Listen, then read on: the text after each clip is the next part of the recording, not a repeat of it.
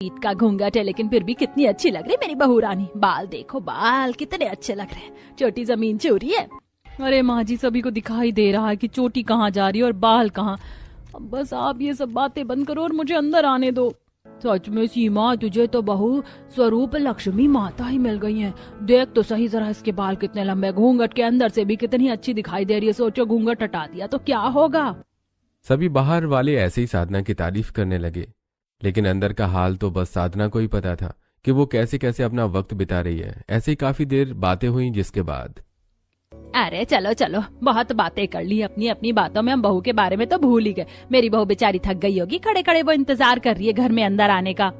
सीमा ने ऐसे बोलकर साधना के आगे गृह प्रवेश का कलश और आलते की थाल को रख दिया और आजा बहू, तो इस कलश को गिराते हुए और अपने सुंदर पैरों की परछाई को छापते हुए घर के अंदर आजा।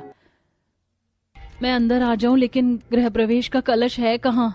अरे बहू, क्या सोच रही है, अंदर आ, मैं इंतजार कर रही हूँ। चल इसको गिराते हुए अंदर आजा। जी माँ जी। साधना, कहीं को भी अपने पाँव चला दे, कहीं तो होगा ही गृह प्रवेश का कलश। साधना ने ऐसे ही अंदाजे से अपना पांव हिलाया और मौके से वो कलश के ऊपर ही लग गया। लेकिन अभी बस उसकी दिक्कत यहीं पर खत्म नहीं हुई थी। कलश गिराने के बाद अब साधना की आलते की थाल में पांव रखकर घर के अंदर को आना था, जो कि उसको दिखाई ही नहीं दे रही थी। भाभी चलिए, आपने कलश को तो गिरा दिया, अब आप अंदर आकर अपने पाँव भी छाप दीजिए और फिर आपका गृह प्रवेश पूरा हो जाएगा। आज तो मैं बहुत ही ज्यादा खुश हूँ कि मेरी भाभी घर आ गई, और वो भी इतनी प्यारी भाभी। हाँ हो भाभी। हे भगवान, ये लोग बुलाए जा रहे हैं और मेरी समझ में नहीं आ रहा कि मैं कैसे आऊँ। आलते की थाल में कितना सारा पानी होता है, अगर मैं ऐसे ही आ गई तो मेरे बाल वाल सब भीग जाएंगे। ऊपर से इन लोगों ने 10 फीट का घूंघट करवाया हुआ। हे भगवान, अब मैं क्या करूँ। सभी साधना को बुला रहे थे और साधना खुद कुछ न देख पा रही थी और न ही समझ पा रही थी। वो बस बिना कुछ देखे ही आगे को बढ़ गई और आलते की थाल से आगे निकल गई। अरे साधना, तुम आगे बढ़ गई हो, क्या हुआ है तुम्हें? आलते की थाल में पाँव नहीं डालने हैं क्या? क्या हो गया जी? अरे बहू, तू आलते की थाल से आगे निकल गई है। कोई बात नहीं, अब मैं तेरे कदमों में ये थाल रख देता हूँ, तू अब आ जा। किशोर ने ऐसे बोलकर साधना के पाँव के पास ही आलते की थाली को रख दिया। चल बहू, अब तू आ जा, अब तेरे पाँव के पास ही है थाली। चाहे कुछ दिखाई ना दे रहा हो, लेकिन बस सभी को आलते की थाल में ही कदम रखवाने हैं। ठीक है, अब चाहे लहंगा सने, बाल गंदे हो या फिर मैं गिर जाऊं, अब मैं आगे ही कदम रखूंगी। साधना को गुस्सा आ रहा था क्योंकि वो कुछ देख नहीं पा रही थी, लेकिन उसने किसी से कुछ नहीं कहा और थाली में उसने अपने पाँव डाल दिए। पाँव के साथ साथ साधना का लहंगा, नीचे का घूंघट और बाल वगैरह भी सारी चीजें गंदी हो गई। और बस बहू, अपने पाँव छापने होते हैं, ऐसा कुछ नहीं कि पूरा का पूरा खुद को ही छाप दो, समझ आया? कितनी जल्दी बोली है कि ये करना होता है, वो करना होता है, खुद करो तो समझ आए। मैं तो कल ही इन बालों को कटा दूंगी। साधना को ससुराल में एंट्री करने में ही अपने बालों से बेपनाह दिक्कत महसूस हुई थी और अब वो सोच चुकी थी कि वो अपने बाल इतने लंबे तो अब नहीं रखेगी। किसी तरह उसके ससुराल में प्रवेश हुआ और वो अपने कमरे में चली गई, जहां सभी को बस आलती की थाल लगा हुआ था। कोई मुझसे भी पूछता है कि मैं बाहर कितनी परेशान हुई हूँ। मयंक जी, आपको ये नहीं लगा कि मुझे दिक्कत हो रही होगी तो आप मेरा घूंघट ही हटवा देते? अगर घूंघट हट जाता तो मैं सब साफ साफ देख पाती और कोई काम खराब भी नहीं होता। हाँ साधना, मैं तुम्हारी बात को समझ रहा हूँ, लेकिन मैं ऐसा करवा तो नहीं सकता था ना। वो दरअसल मेरे घर में नई आने वाली हर बहू का तब तक घूंघट करती है जब तक कि वो सास न बन जाए। मेरी माँ ने तुम्हारे आने के 4 दिन पहले तक भी घूंघट किया था। पता है मैं तुम्हारा घूंघट कैसे हटवा सकता था? क्या कहा? तो क्या इसका मतलब मुझे हर वक्त घूंघट करके ही रहना पड़ेगा? हाँ बिल्कुल, क्योंकि हमारे घर की रिवाज यही है। क्या कहा?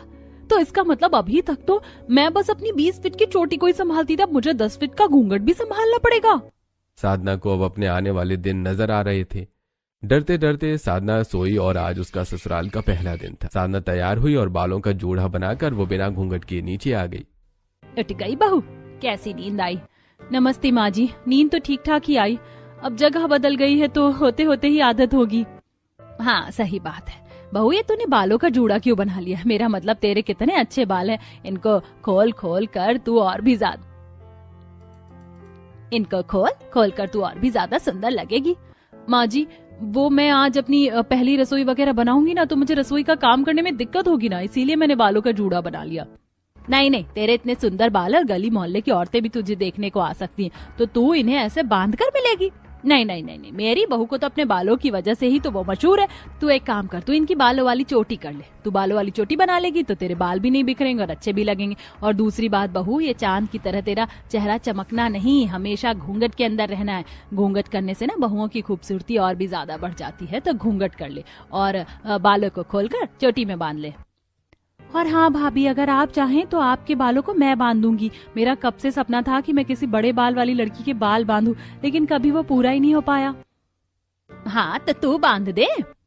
सीमा की बात को मानते हुए साधना ने अपनी किसी बात को नहीं रखा और उसने अपनी बालों को चोटी करवा ली और 10 फीट का घूंघट भी कर लिया। माँ जी देखना तो जरा अब सही है। हाँ बहू, अब बिल्कुल ठीक है। अब तू एक काम कर, अब तू अपनी पहली रसोई बना ले। और पता है कि रसोई में बनाना क्या है? नहीं माँ जी, आप ही बता दो कि मुझे क्या बनाना है। पूरी सब्जी और साथ में खीर। सीमा की बात को सुनकर साधना रसोई में आ गई, लेकिन वहां भी उसको आने के बाद दिक्कत ही लग रही थी। यहाँ कहाँ आलू है और कहाँ मटर, कुछ दिखाई भी नहीं दे रहा है। भगवान, ये 20 फीट लंबी चोटी और 10 फीट लंबा घूंघट कहीं मेरी जान ना ले ले। चल साधना, अब तो तुझे अटकल से ही काम करने हैं। साधना अंदाजे से ही सब्जी वगैरह निकालकर उसे काटने लगी। वो आलू छील रही थी, लेकिन उसे कुछ भी दिखाई नहीं दे रहा था। साधना अभी आलू को छील ही रही थी कि तभी उसके हाथ में ही छुरी लग गई। ये भगवान, हाथ कट गया, लेकिन क्या कर सकती हूँ। माँ तो यहाँ है नहीं जो मेरे जख्मों पर मरहम लगा दे। साधना बेचारी ऐसे ही खुद से ही बातें करने लगी। कुछ ही देर में उसने किसी न किसी तरह खाना तो बना दिया, लेकिन वो बनाने में उसे गड़बड़ ही हो रही थी। मैंने अभी अभी जो डाला था वो नमक था या मिर्ची? मुझे तो समझ ही नहीं आ रहा कि मैंने अभी क्या डाला था खाने के अंदर। शायद मिर्ची थी। भगवान जी, पता नहीं आज मैं कैसा खाना बनाऊंगी। हे भगवान, ये बाहर से कैसी आवाजें आ रही हैं?